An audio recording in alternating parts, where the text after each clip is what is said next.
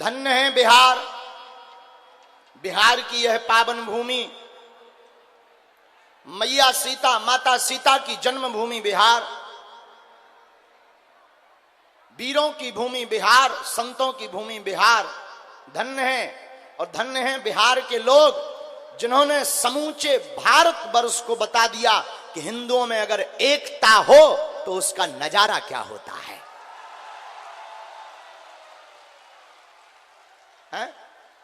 अगर सनातनीय हिंदुओं में एकता हो तो उसका नजारा क्या होता है, इसका दर्शन करना है तो आओ कुछ दिन गुजारो बिहार में।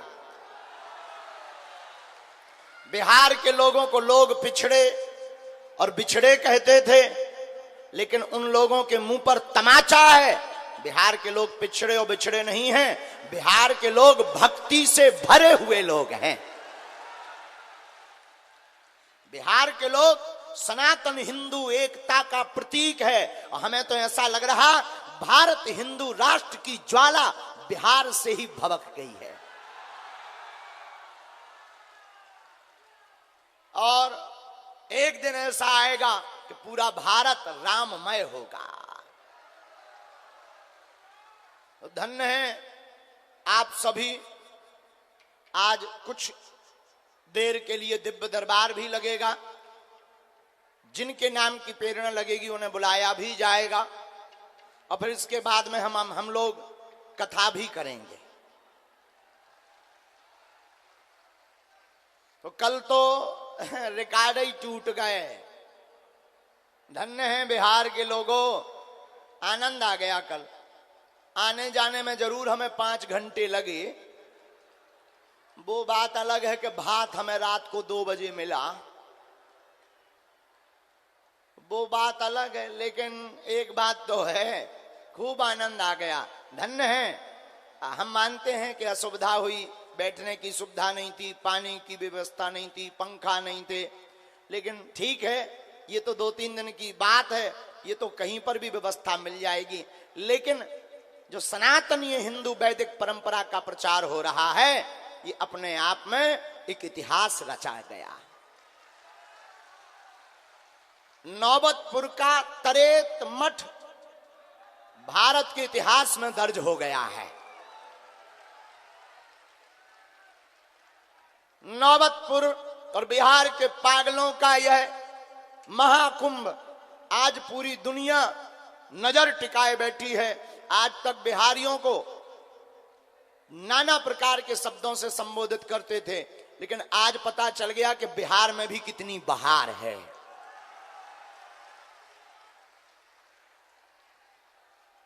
अभी 2 दिन की कथा और बाकी है, कल और परसों कथा अपने समय पर होगी। जो दरबार में बैठे हम आपको बता दें, नियम का पालन करना अनिवार्य है। नियम क्या है? लहसुन प्याज मांस मंदरा बंद रखना है और महीने में 1 बार मंगलवार अथवा शनिवार की बागेश्वर धाम की पेशी करना, मतलब बागेश्वर धाम पर जाना, 5 परिक्रमा लगाना, दर्शन करना अनिवार्य है। पर्चा बने या ना बने, जाओ, काम सफल होने लगेंगे। अर्जी तो आज सबकी लगेगी। अब नियम से, पर्चा से जिनको बालाजी प्रेरणा देंगे, देखो हमारी कोई महिमा नहीं है दरबार में। किसकी महिमा है? बागेश्वर धाम की महिमा है। हम तो माध्यम हैं, कृपा तो बालाजी की है। वो जैसी प्रेरणा देते हैं हम वैसा ही बोल देते हैं। और हनुमान जी की ऐसी कृपा है, 3 पीढ़ियों से दरबार लग रहा। हमारे दादा गुरुजी भी दरबार लगाते थे, दादा गुरुजी के गुरुजी भी दरबार लगाते थे। 3री पीढ़ी में आगी को लगो जो कबाड़ी आओ कहा। लेकिन हमने अपनी आंखों से एक देखा है, लाखों लोग बागेश्वर धाम पर हर महीने आते हैं और खाली हाथ आते हैं, और बागेश्वर धाम की ऐसी महिमा के यहां इस दरबार से झोली भरकर लेकर जाते हैं। रोते हुए आते हैं और बालाजी के चरणों से यहां से हंसते हुए जाते हैं।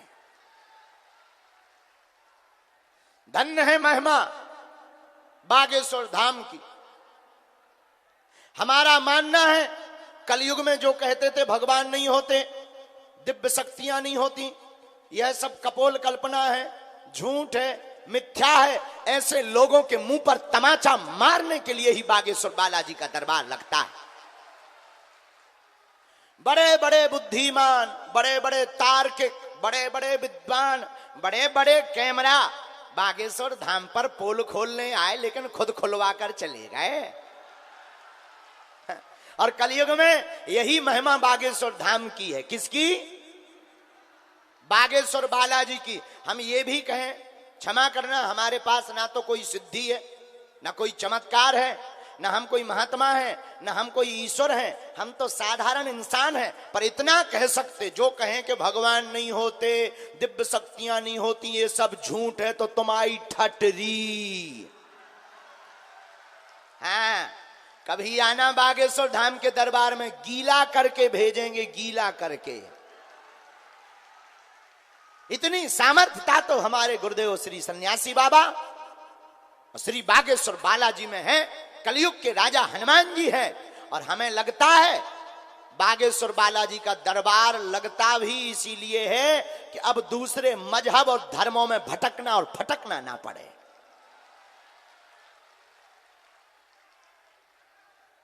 मेरे पागलों, बिहार के पागलों, एक बात याद रखना, तुम्हारी जिंदगी में अगर संकट है तो हमारे बागेश्वर बालाजी संकट मोचन है। अब बहुत भटक लिया तांत्रिकों के चक्कर में, ओझाओं के चक्कर में, गुनिया के चक्कर में। अब